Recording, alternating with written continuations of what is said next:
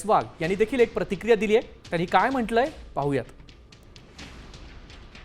20 जून 2022ला जे आम्ही केलं होतं ते कोणाला सांगून केलं नाही.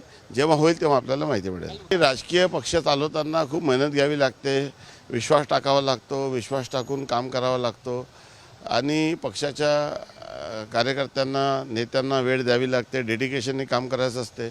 आता काही लोक हे करत नाही, तर त्याच्यामुळे लोकांमध्ये नैराश्य पसरतो आणि प्रत्येक माणूस आपला निर्णय घेत असतो.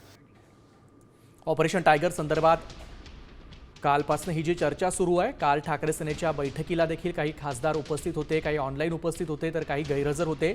आता सगळ्याच खासदारांकडनं, सगळ्याच महत्त्वाच्या नेत्यांकडनं याविषयी प्रतिक्रिया यायला सुरुवात झाली आहे. त्यामुळे राज्यामध्ये ऑपरेशन टायगरच्या या ज्या चर्चा सुरू आहे ते हे ऑपरेशन टायगर यशस्वी होणार का हे बघावं लागेल.